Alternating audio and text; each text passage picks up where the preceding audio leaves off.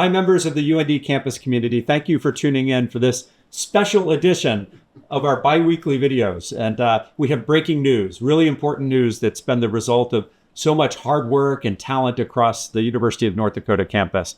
And so I have with me today to share a bit of that news is Dr. Scott Snyder.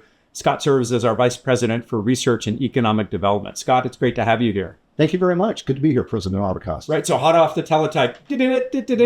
What's the news? Here we go. The University of North Dakota is now classified by the Carnegie Foundation as Research 1, often abbreviated as R1. And this puts us in the premier class of research universities in the entire nation. So we're right up there at the pinnacle. And this is a great thing for us, not just the recognition, but the fact that people do pay attention to these classifications. And this opens the door for collaborations, for additional funding opportunities, and gives us a lot more credibility, not that we didn't have it already, in our ability to recruit great faculty, staff, and students. Nice. And you said elite company of the, nearly 5,000 universities in the United States. Fewer than 200 actually earn this R1 status. So it's a really big deal. It's a big deal. Yeah. So to get from R2, which is high level of research, to this very high level of research designation, to get to R1, what does it take? How did we get here? A lot of hard work, and a lot of hard work on the part of faculty, staff, and students across the university. The Carnegie classification system is set up so that if you cross $50 million in research expenditures in a year, and the production, the giving of degrees to 70 doctoral students or more, you classify as a Research 1 institution. In 2023, the year which they used to classify us as R1, we had $182 million in research expenditures and about 105 doctoral students. So we more than exceeded these criteria. Nice. And it's certainly been the result of a lot of hard work from the scholars across the campus. And so so what did it take to get here? I mean, you talked about the thresholds, but how did we achieve this? Dedication, creativity, innovation, a commitment to discovery.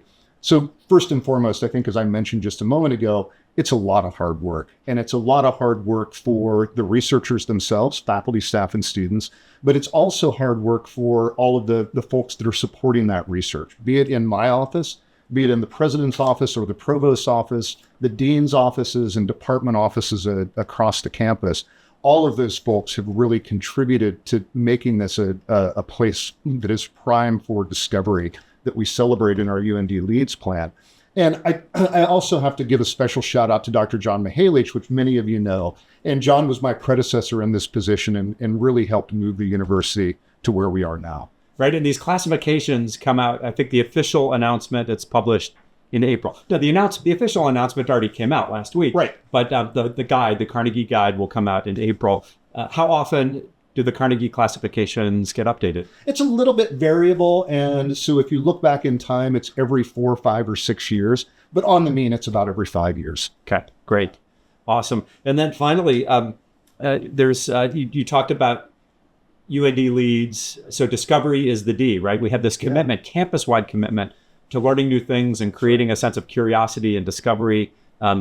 Certainly our funded research is one part of the culture we're trying to keep on campus. So tell me about the trade-off between kind of celebrating the funded research, but also the importance of supporting all forms of creative work on the campus. Well, and that's what, Andy, what I really like about this classification system is, yes, it's about research expenditures, right? And funded research.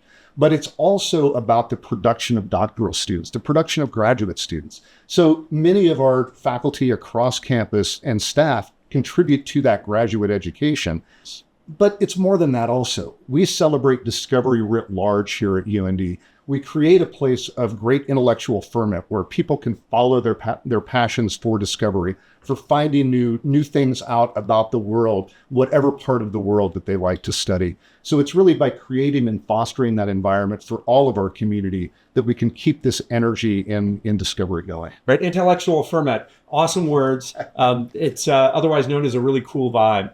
Right. A campus where you can just do creative things, discover new things, create new knowledge, and then motivate our students to do the same, Absolutely. To approach our world with that great sense of curiosity and discovery. So it's a remarkable designation. It really indicates what we do as a campus here at the University of North Dakota. Scott, thanks for joining me. Thank you, and congratulations to everyone. Congratulations.